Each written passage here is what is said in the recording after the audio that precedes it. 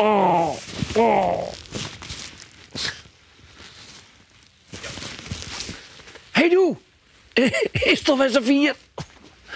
Tijd voor Jack.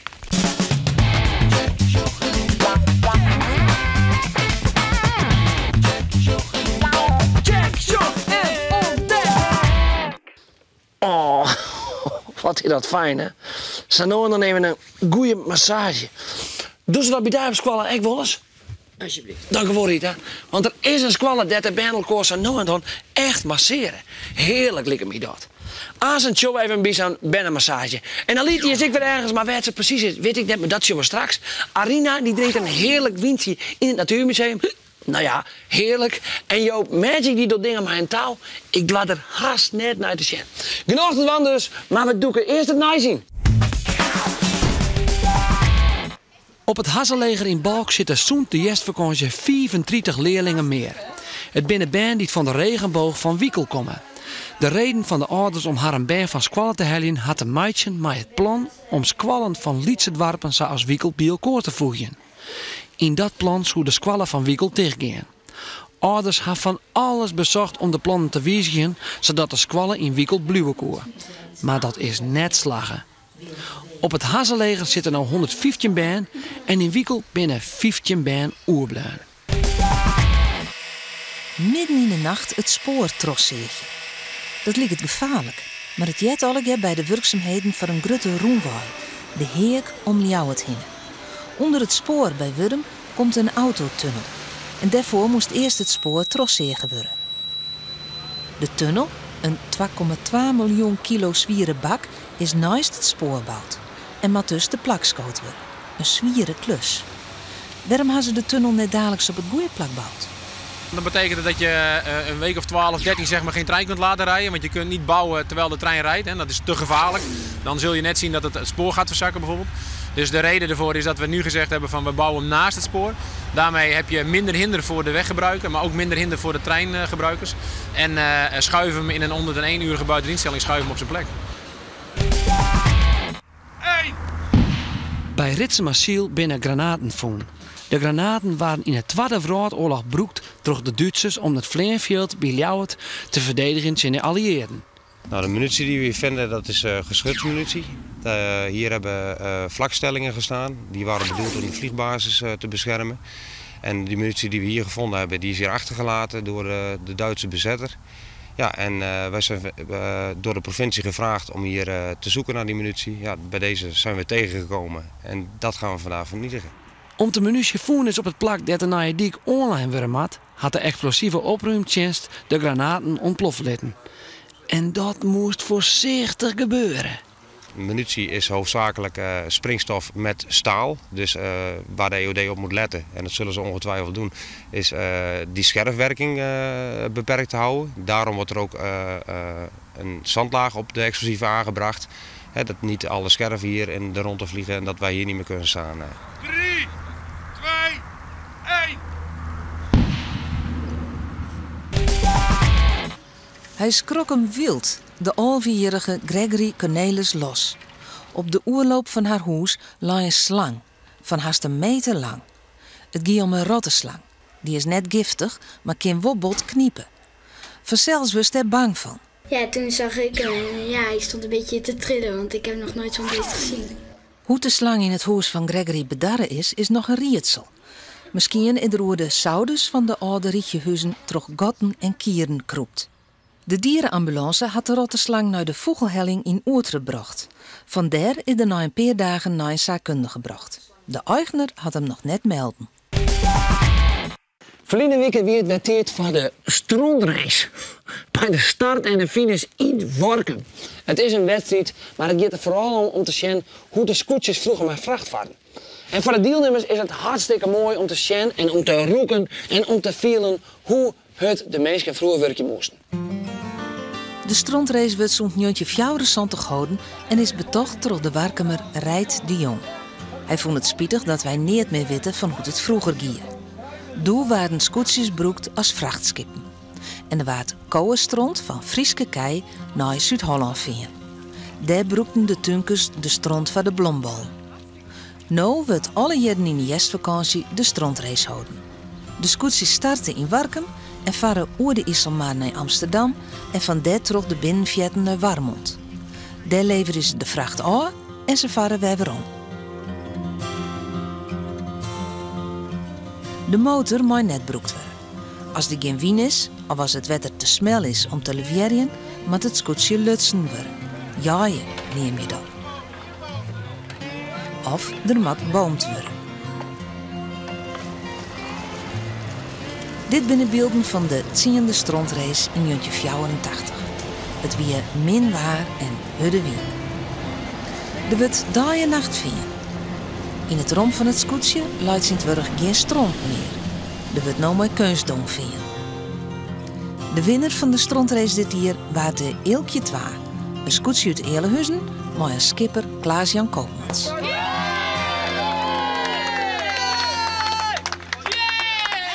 En vanal de werkprijs vanzelf wel zin niet wat. Dus misschien kan hem aanstaan op het eten, maar wel eerst en wat lied is. Blinder! Hallo daar, Reinoud. Schrokst? Nou, maar ik weet er echt nog wist van. Had het wel goed maar die keer. Meidje die giswagen, bij mij gaat het prima. En wist waarom? Het is weer tijd voor de feesten. Bist je? Nee. Maar Sinterklaas komt eraan. Eerst hebben we vanzelfs nog Sint Maarten. Deze weken vieren de katholieken Allerheiligen en Allerzielen. En in Amerika vieren ze vanzelf Halloween. En al die verschillende feesten die mij elkaar te meidje. Oh, en hoe kan het dan? Dat kan omdat het boeten tjustig wordt. Eeuwenlien, onder het begin van uw iertelling, doen we nog geen kerken in uw loon. De meesten leeuwden niet in een christelijke god, maar ze hien wel een soort van leeuwen. Meestal hier dat te meidje met de natuur en met de seizoen. En zeker in deze tijd van het ier, als de oogst en het vee al binnen wien en de meesten het dus niet zo druk meer hien en boven dat het om het eind van de media al donker waard, dan zitten de meesten binnen. Om na te denken. Of om elkaar verhalen te vertellen. En op de een of andere manier, tjuster, koud, stwarm, gingen die verhalen vaak over de deur. Over de deur de meesken. Hoe de geesten van die meesken over het loon zweefden. Enge verhalen. Dus, wat die in de meesken om niet bang te worden? Ze betochten feesten. Feesten om de deur te verjaaien en om de deur de meesken te vreun te horen. Feesten in alle jaarsoorten en maten. Dus bijvoorbeeld Sint Maarten en zo? Nee, dit waren heidense feesten. Want pas in de middeleeuwen waren je de meesken te het christendom bekeerd. En die christelijke kerken, die nam ook weer haar eigen feesten mee. Bijvoorbeeld Sint Maartenjaar, maar ook alle heiligen en alle zielen. Dat wie een ekfeesten om de deerden te betinken.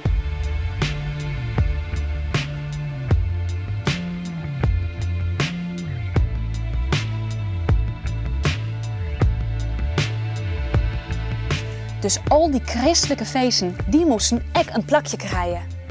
Maar de meesten hien hun eigen feesten al. Wat dienen die slimmerikken van het kerken nou? Die zwagen ervoor dat die christelijke feesten op dezelfde dagen vierd waren als die heidense feesten.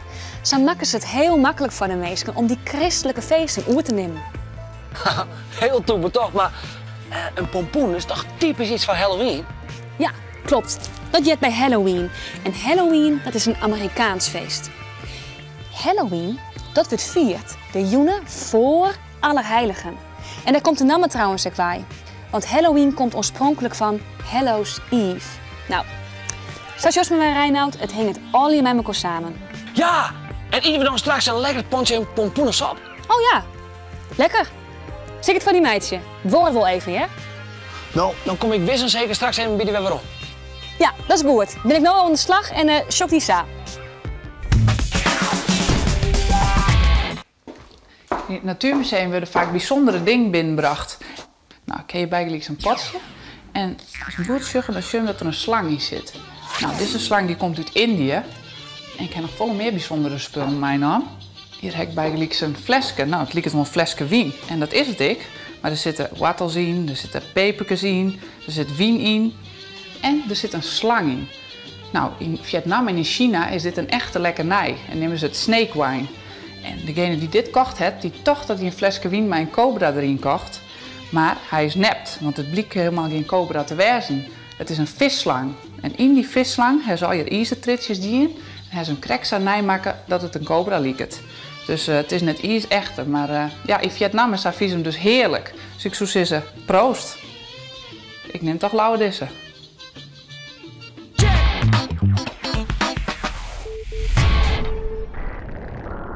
Hast u dat wel eens toen hij het rekenen of een pittige taalles die even lekker reageren worst?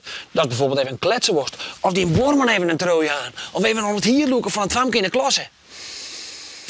Maar juf Marielle van basisschool De Roerganger, die wil juist wel dat je hem na het rekenen even onder elkaar zitten. Snapst u dat nou? Je mag stil je boeken in de la doen en in de massagehouding gaan zitten. Op basisschool De Roerganger is tussen de lessen tijd vrijmaken van massage. De masseurs mogen de handen lekker warm wrijven. Nina en Na een Julian taaie werken 2 uur taalles lang of een aan de lestige presentatie. rekkentoets maaien de bijmekoors reg, hollen en jerms masseren. Juf zet een rustig muziekje aan en leest intussen een verhaal voor. Ze werken heel vaak samen. Jullie werken misschien ook wel vaak samen met een meisje terwijl je een jongen bent of andersom. Ze helpen elkaar bij het maken van moeilijke In het breuken. verhaal dat juf Als de bel voorleest gaat, zitten echt de zie je bewegingen Nina die de masseurs op de meidje staat te matten. wachten. Trek met je vingers van allebei je handen strepen op de rug van boven naar beneden. Julian blijft bij zijn vrienden staan terwijl de rest naar huis gaat. Maar waarom Julian matten vindt het bijmekoor echt eens leuk. masseren? Iedereen die kijkt Zodat ze elkaar onrijtje. Dan komt er een stofje vrij in de hersenen en dat je het oxytocine. En dan viel de band zich meer met elkaar verboen. En daardoor worden ze rustiger en ontspannen ze. En hebben ze daarna weer meer capaciteit in de hersenen om te leren. Er wordt wat plak vrijmaken, zeg maar zeggen. Dus ben we rustiger troch een massage. Merkt juf dat ook in de klas? De merkt gewoon dat de sfeer in de klasse volle beter is. Er is volle minder geklier of dat ze op een vervelende manier aan elkaar zitten. Want tijdens de massage zit ze al aan elkaar. En ja, dat zorgt wel voor een betere sfeer. Maar levert een partijtje voetbal op het Squalplein net meer op, omdat ze dan ook haar energie kwijtraakt? Dat leidt aan een situatie. Soms dan zei ze bijvoorbeeld dat het mooi waar is. Dan zei ze, nou, we gaan even naar buiten toe. Maar het is soms juist heel goed dat ze zei van, nou, we doen even 5 minuten doen we even een werkvorm maar masseren. En dan is de rust is dan alweer terug in de klas. Hoe ziek je bij een massagemaatje eens uit? Hier in de bovenbouw, dat we het allemaal correct doen, dan is het zo dat de band zelf kiezen maaien van wie vertrouwen ze. Want dat speelt je vaak een belangrijke rol. Ze willen dat er iemand masseerd worden die ze kunnen vertrouwen. Dus is het vaak een goede vriendin of iemand waar het maar klikt. Nou, als ik iemand net echt vertrouw, dan zeg ik het gewoon meestal in de juf en dan zorg ik of ik met iemand oors ken. Want de ene die doet het harder dan de ander. Wat vinden de bij een ijs van de massage? Nou, ja, ik vind het wel leuk. Nou, ik vind het wel heel erg fijn, want ben je eerst heel erg druk bezig geweest en dan ben je daarna heel erg ontspannen. Dan kan je even lekker rusten. Zij heeft mij nu gemasseerd, dus ik heb niet snel de neiging nu om haar te slaan. Ja, als het moest lezen, dan is het heel ontspannen en dan als het stopt, dan is het daarna weer heel leuk werken. En jij toch zijn famke die een jongen masseert? Of zou dat haar vriendje wezen? Nee. Hij heeft al. Hoi, ik ben Joop Magic en ik heb een onzichtbare schaar.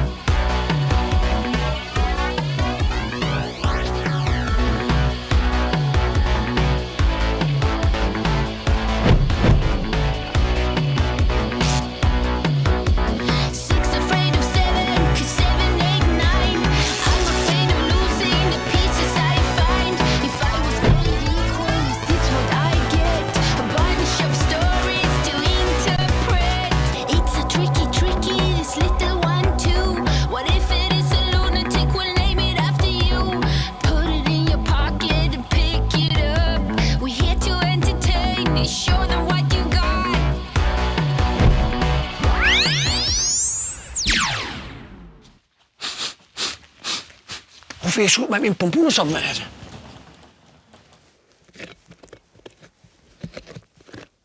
Hey Aliet, hoe liep het? Nou, het is best nog wel een lastig klusje, dus ik weet of ik het goed ook krijg. Oké, dan mooi maar. Maar die pitten, die kist er wel op eten. Ja, zeker. Die pitten, deze, zijn hartstikke lekker en gezond. Maar de kist ik wel rein nou, denk ik. Want de bakker, die broekt ze heel vaak in de ballen. En hiervan, van het binnenste, van dit stuk, daarvan maken ze dus sop, puree of pompoentaart. Ja, en dat weten de meesten al heel erg lang. Want de pompoen, dat is echt een stokoude vrucht. 10.000 in lien wordt die al verbouwd in Zuid-Amerika. En wat ben die kringen grut met? Ja, maar ze kunnen nog volle grutter worden. Sommige ben wel een meter breed. En dan wegen ze wel 70 kilo. Maar pompoen jaren vooral bij deze tijd van het jaar. Dan binnen ze volgroeid en ja, op zijn mooist.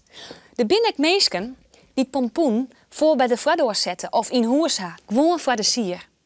Dus van de binnenkant kist super lekker eten meidje. En van de boetenkant van de skiel, ja, het is even werk, maar niet moeilijk. Dat is de mooiste Halloween maskers van meidje. Oh ja, en Reinoud, ik had het recept voor pompoensop op de site zet, zodat het lekker zelf meidje kist. Nou, dat doe ik. Lekker Aliet en bedankt hè, pompoentje van mij. Ja, graag niet en lekker eten. Tot de volgende keer. Check, shop en ontdek! Beruchtend. Een slang op een foto zetten of een spin of een schorpioen. Kom eens nu de douane op de Fotografie Expo in het Multifunctioneel Centrum in Ljouwert. Kist dus heel dicht bij deze prachtige beesten komen. Sneeuwt een beetje tussen 1 uur en 11 en het kost het heel meer. Maar het wel even die fototoestel meenemen. Check@omroepfriesland.nl is het e-mailadres waar je Jim nice vertellen kan. Want hoe meer nice, hoe beter het is. En op check.hivers.nl kun je dat heerlijke recept krijgen van die pompoenensap. Als nou die pompoenensap maken hebt, maak je er dan even een mooie foto van. En de mooiste foto, die krijgt dit prachtige check t-shirt. Dit weer nog even deze week. Na je week ben ik er weer. En na je week hoop ik dat je mij ik weer checkst. Dus ondan. Houdo!